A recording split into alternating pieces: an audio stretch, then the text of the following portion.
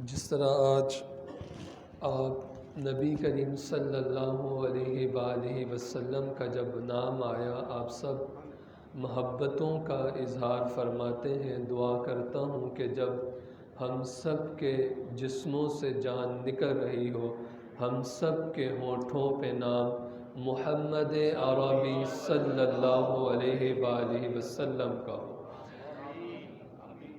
روایات میں آتا ہے کہ کل قیامت کے دن ایک شخص کا نام اعمال جب تولا جائے گا تو اس کے گناہوں والا پڑلا جو ہے وہ بھاری ہو جائے گا اور نیکیوں والا کم ہو جائے گا۔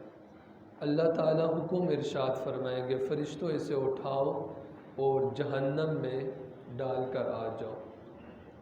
فرشتے اسے پکڑ کر جہنم کی طرف لے جا رہے ہوں گے، اتنے میں حضرت آدم علیہ السلام نبی کریم صلی اللہ علیہ وسلم کو آواز دیں گے۔ اللہ اکبر! کون آواز دیں گے؟ حضرت آدم علیہ السلام، اور فرمائیں گے اے محمد آپ کا امتی جہنم میں جا رہا ہے صلی اللہ علیہ وآلہ وسلم۔ تو اتنے میں نا نبی کریم صلی اللہ علیہ وآلہ وسلم آئیں گے، اختیار ہے نا نبی کو، تو آئیں گے اور فرمائیں گے فرشتوں اسے چھوڑ دو۔ فرشتے چھوڑ دیں گے تو نبی کریم صلی اللہ علیہ وآلہ وسلم میزان عمل پر نہ اپنے جیب مبارک سے ایک پرچی نکالیں گے اور نیکیوں والے پڑلے میں رکھ دیں گے۔ نیکیوں والا پڑلا زیادہ ہو جائے گا، بھاری ہو جائے گا، گناہوں والا پڑلا نیچے ہو جائے گا۔ پھر رب حکم فرمائے گا فرشتوں اس امتی کو اٹھاؤ اور جنت میں ڈال کر آ جاؤ۔ اب وہ امتی نبی کریم صلی اللہ علیہ وسلم کی بارگاہ میں آئے گا اور عرض گزار ہوگا یا رسول اللہ صلی اللہ علیہ وسلم میں تو جہنم کی طرف جا رہا تھا، رب نے حکم ارشاد فرما دیا تھا میں تو جہنم کی طرف جا رہا تھا، لیکن جب آپ آئے آپ نے اپنی جیب مبارک سے پرچی نکالی اور میزان عمل میں رکھی تو میری نیکیاں زیادہ ہو گئی۔ یا رسول اللہ صلی اللہ علیہ وسلم جنت میں تو جا رہا ہوں، جاتے جاتے یہ فرما دے اس پرچی میں لکھا ہوا کیا تھا؟ تو نبی کریم صلی اللہ علیہ وسلم ارشاد فرمائیں گے اے میرے امتی، ایک مرتبہ تو نے نا فلاں جگہ پر بیٹھ کر بڑے ہی محبت سے، عقیدت سے، چاہت سے مجھ محمد پہ درود و سلام کا نذرانہ پیش کیا تھا صلی اللہ علیہ وآلہ وسلم۔ تو اے میرے امتی وہ درود جو تو نے مجھ پر محبت سے بھیجا تھا نا وہ میں نے سنبھال رکھا تھا، آج تجھے اس درود شریف نے جہنم سے نکال کر جنت میں ڈال دیا۔ تو میں یہ کہا کرتا ہوں، پھر یہاں اعلی حضرت نے فرمایا جو نہ بھولا ہم غریبوں کو رضا، ذکر اس کا اپنی عادت کیجئے۔ جب بھی نام محمد آئے تو پھر دیوانوں کی طرح پڑھا کریں صلی اللہ علیہ وآلہ وسلم، صلی اللہ علیہ وآلہ وسلم۔ قرآن مجید میں سے جو میں نے آیہ مبارکہ پڑھنے کا شرف حاصل کیا ہے نا، کیونکہ کل کے درس میں جو عصر کے بعد میں 5 منٹ کا درس دیتا ہوں اس میں یہ ایک آیہ کریمہ آئی تھی، تو میں نے کہا تھا کہ اس آیہ کریمہ پر جو میں نے باتیں کرنی ہیں وضاحت کے ساتھ وہ میں کل جمعے میں کر دوں گا۔ حضرت حکیم لقمان نے نا اپنے بیٹے کو اپنے سامنے بٹھایا اور اپنے بیٹے کو بٹھا کر چند نصیحتیں فرمائیں، اور حضرت حکیم لقمان اپنے بیٹے کو نصیحت فرما رہے ہیں، رب کو وہ نصیحتیں اتنی پسند آئی کہ رب نے قرآن مجید میں ذکر فرما دی، اتنی پسند آئی۔ اچھا باپ اپنے بیٹے کو سامنے بٹھا کر کیا کہتا ہے؟ بیٹا زیادہ پیسہ کما، اور اس طرح کمائے گا تو زیادہ آئے گا، جب تیرے پاس زیادہ آئے گا تو بڑی سی گاڑی آئے گی تو بڑا سا محل بھی تیار کرے گا، پھر تیری بیوی بھی بڑی خوبصورت آئے گی، پھر تیرے بچے ہوں گے، زندگی بڑی تیری آسان گزرے گی۔ کیا حکیم لقمان اپنے بیٹے کو سامنے بٹھا کر دنیا داری کی باتیں کر رہے تھے؟ نہیں، پہلی بات پتہ ہے کیا کہی؟ یا بنی اقیم الصلاۃ، میرے بیٹے رب کو سجدہ کرنا نہ چھوڑنا، میرا بیٹا نماز پڑھنا کبھی نہ چھوڑو، نماز پڑھنا اللہ ہی خیر کرے۔ آپ کہیں گے محمود بھائی پتہ نہیں آپ نے کیا باتیں چھیڑ دی ہے، آپ کہیں گے محمود بھائی یہاں تو والد خود بے نمازی ہے، بچے کو کس طرح کہے گا میاں تو نماز پڑھ؟ اللہ ہی خیر کرے۔ تو باپ بچے سے کیا کہتا ہے؟ بیٹا نماز پڑھنا نہ چھوڑنا۔ دوسری بات پتہ ہے کیا کہی؟ وَأْمُرْ بِالْمَعْرُوفِ، میرا بیٹا اپنوں کو بھی، دوستوں کو بھی، بیگانوں کو بھی نیکی کی دعوت دینا اور برائی سے روکنا۔ بڑی معذرت کے ساتھ یہ ٹھیکہ تو آپ نے مسجد کے امام کو دے رکھا ہے، حالانکہ یہ ٹھیکہ مسجد کے امام پر نہیں ہے، تو آپ سب پر ہے، یہ سب پر ہے۔ باپ بیٹے کو بٹھا کر کہتا ہے بیٹا نمازیں پڑھنا، پہلی نصیحت۔ دوسری نصیحت نیکی کی دعوت دینا، اپنوں کو بھی، دوستوں کو بھی، بیگانوں کو بھی، اور برائی سے روکنا۔ آج مجھے بتائیں کہاں ملتے ہیں وہ دوست؟ جب اذان کی آواز آئے نا تو جو دوست کہتا ہے کہ تو میرا بیسٹ فرینڈ ہے، اس کے گھر کے دروازے پہ جا کے دستک دے، اور وہ اوپر سے کہے یار تو ابھی میرے گھر پر کیوں آیا، تو وہ نیچے سے دوست کہے یار تو میرا گہرا دوست ہے، اذان کی آواز آئی ہے نا، چل نا، میں تو جنت کے راستے پہ چل رہا ہوں، تو میں کیسے چاہوں گا تو میرا گہرا دوست ہے تو جہنم کے راستے پہ چلے؟ کہاں ملتے ہیں یہ دوست؟ صوفیہ دوستیاں نہیں لگایا کرتے تھے، اور جب صوفیہ دوست بناتے تھے تو بڑا سوچ سمجھ کے بناتے تھے، اور صوفیہ نے کہا ہے کبھی کسی کم ظرف سے دوستی نہ لگانا۔ پوچھا گیا کہا کیوں؟ کم ظرف سے دوستی کیوں نہ لگائے؟ تو صوفیہ فرماتے ہیں کم ظرف دوست جب تم سے ناراض ہوگا نا تو جتنے بھی تمہارے راز ہیں نا سارے بتاتا پھرے گا دنیا والوں کو۔ نسلیوں سے دوست لگانا، ناراض ہو بھی گیا نا، جب تک جسم میں جان ہے راز بھی اسی طرح چھپا کر رکھے گا، وہ کبھی تمہارے راز نہیں کھولے گا۔ صوفیہ تو بڑا سب سوچ سمجھ کے دوست بنایا کرتے تھے۔ بابا بلے شاہ تو کہتے ہیں کورے بھر کتاب نہیں ہوندے تے پتھر دل گلاب نہیں ہوندے، او بلیا پہلے ہی سوچ کے لائیں یاری، پھر یارہ نال حساب بھی نہیں ہوندا۔ اور بابا فرید اس سے آگے کی بات کرتے ہیں، اگر آپ کو سمجھ میں آئے، بابا فرید اس سے آگے کی بات کرتے ہیں، کہتے ہیں پتہ یار دی یاری دا انج لگدا جدوں یار نو یار دی کھچ ہوئے، جدوں میں نکلا اودوں او نکلے، ملاقات عشق دی گلی وچ ہوئے، تے لگے تیر جدائی دا سینے وچ، زخم دو ہون تے درد ہے کھوے، او یار فریدہ چھڑ دے انہوں یاراں نو، یار دی یاری دا مزہ تد آندا، لاشاں دو ہون تے قبر ہے کھوے، تب مزہ آتا ہے یاری کا۔ اور میں جو اس بابا فرید کے ان جملوں کو جو سمجھ سکا ہوں وہ یہ ہے کہ بابا فرید کہتے ہیں پتہ یار دی یاری دا انج لگدا جدوں یار نو یار دی کھچ ہوئے، جدوں میں نکلا اودوں او نکلے، ملاقات عشق دی گلی وچ ہوئے۔ عشق دی گلی کون سی ہے؟ مسجد ہے، اللہ کا گھر ہے۔ 5 وقت کی جب بندہ نماز پڑھے نا تو دوست کی دوست سے ملاقات کی تب ہو جب وہ دونوں اللہ کو سجدہ کر رہے ہو۔ میں تو اس کو یہ سمجھو صوفیہ ہے، صوفیہ کی جو شاعری ہے نا وہ اللہ اور اس کے رسول صلی اللہ علیہ وسلم سے ملاتی ہے، دنیا والوں سے نہیں ملاتی۔ تو کہاں ملتے ہیں آج وہ دوست جو نیکی کی دعوت دیں اور برائی سے روکے؟ کہاں ملتے ہیں؟ 100 میں کوئی ایک ہوگا جو آپ کو نیکی کی دعوت دیتا اور برائی سے روکتا، اور جو جان جانا جو آپ کو آپ کا دوست نیکی کی دعوت دے برائی سے روکے، سب سے وفادار دوست آپ کا وہی ہے، سب سے وفادار دوست۔ اور پھر حکیم لقمان اپنے بیٹے کو سامنے بٹھا کر کہتے ہیں وَاصْبِرْ عَلَىٰ مَا أَصَابَكَ، بیٹا کوئی مصیبت آج نہ تو وبیلا نہ مچانا بلکہ اس پر صبر کرنا۔ اچھا، حضرت حکیم لقمان نے اپنے بیٹے کو اور بھی نصیحتیں فرمائی، لیکن اس آیہ کریمہ میں 4 نصیحتیں فرمائی۔ نماز نہ چھوڑنا، نیکی کی دعوت دینا، برائی سے روکنا اور آزمائش پہ صبر کرنا۔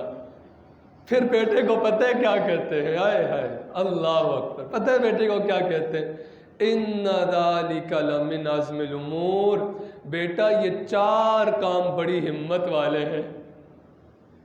ہر بندہ یہ 5 وقت کی نماز پڑھنا بڑا مشکل کام ہے، ہمت والا ہی اپنے کاروبار کو چھوڑ کر اللہ کے بلانے پر ایک دم آ جائے گا۔ جس کے پاس ہمت نہیں ہے وہ تو اپنا کاروبار چمکانے میں لگ جائے گا۔ اور نماز کتنی ضروری ہے نماز۔ معاذ اللہ ثم معاذ اللہ اگر میں غلط نہ کہوں تو لوگ مسجد کے دروازے کے سامنے کھڑے ہو کر نمازیں قضا کر رہے ہوتے ہیں، معاذ اللہ اگر میں غلط نہ کہوں۔ ویسے تو مسلمانوں سے حسن ظن رکھنا چاہیے، میرا حسن ظن ہے وہ کہیں نہ کہیں مصلی بچھا لیتے ہوں گے۔ میاں جب اللہ کا گھر سامنے، پھر مصلی تو روڈ پر نہ بچھا بلکہ مسجد کے اندر آ کر بچھا اور امام کے پیچھے نیت مان۔ لیکن لوگ ہیں کہ نماز کتنی ضروری ہے۔ دیکھیں نا، ہم بڑی آسانی سے کہتے ہیں ہم تو علی والے ہیں، سب کہتے ہیں دعویٰ ہم علی والے ہیں، اور ساتھ میں یہ بھی کہہ دیتے ہیں حسینی بھی ہے۔ پتہ ہے سچا علی والا کون ہوتا ہے اور سچا حسینی کون ہوتا ہے؟ پتہ ہے ایک ہمارا تو یہ شوق بھی نہیں ہے، جیسے حضرت علی کی سوچ ہے ویسا تو ہماری سوچ، ذہن میں یہ خیال آنا بھی دور کی بات ہے جو حضرت علی کے مبارک ذہن میں جو خیال آتا ہے۔ ایک دن حضور صلی اللہ علیہ وسلم کی بارگاہ میں آئے، سب مل کر پڑھیں صلی اللہ علیہ وسلم۔ ایک دن آئے عرض گزار، سنیے گا علی والے کون ہوتے ہیں؟ علی والے وہ نہیں ہوتے جو مزار کے باہر بیٹھ کر لمبی لمبی انگوٹھیاں ڈالی ہوئی ہیں، ہار میں لمبی لمبی تسمیاں پکڑی ہوئی ہیں اور کوئی حال ہی نہیں ہے، وہ ان 2 انگلیوں کے درمیان کچھ پکڑا بھی ہوتا ہے، ہوائیں نکال ہوتے ہیں، وہ علی والا نہیں ہوتا، نہ وہ حسینی ہوتا۔ سنیے علی والا کون ہوتا ہے؟ حضرت علی آئے نبی کریم صلی اللہ علیہ وسلم کی بارگاہ میں اور آ کر عرض گزار ہوئے، یا رسول اللہ صلی اللہ علیہ وسلم یہ تو بتائے کہ جنت میں بھی نماز ہوگی؟ ہائے ہائے، حضرت علی کا شوق دیکھیے، حضور جنت میں نماز ہوگی؟ نبی کریم صلی اللہ علیہ وسلم مسکرا کر فرمانے لگے، علی جو دنیا میں تو نمازیں پڑھ کر آئے گا نا جنت میں، دنیا کی نمازوں کا اجر تجھے جنت میں ملے گا، نماز تو دنیا میں ہے۔ پھر حضرت علی مسکرا کر فرمانے لگے، حضور جنت میں دل کیسے لگے گا؟ جہاں نماز نہیں ہوتی نا علی کا دل ہی نہیں لگتا۔ علی والا تو وہ ہے جب صبح مؤذن آواز دے نا الصلاۃ خیر من النوم، یہ کہنے سے پہلے علی والا مسجد کے اندر فجر کی نماز پڑھنے کے لیے آ جائے، وہ علی والا ہے۔ پتہ نہیں ہم کیسے کہہ دیتے ہم علی والے، حالانکہ وہ نمازیں ایک نہیں پڑھ رہا، پتہ نہیں ہم کیسے کہہ سکتے۔ وہ پھر دعوے میں جھوٹا ہے، سچا کوئی نہیں ہے، کوئی نہیں ہے وہ سچا۔ نبی کریم صلی اللہ علیہ وسلم نے ارشاد فرمایا، صحابہ اگر کسی کے گھر کے دروازے کے سامنے نہر بہتی ہو اور 5 وقت وہ اس نہر میں نہائے تو صحابہ بتاؤ اس شخص کے جسم پہ کوئی میل باقی رہے گی؟ صحابہ عرض گزار ہوئے، حضور نہیں رہے گی۔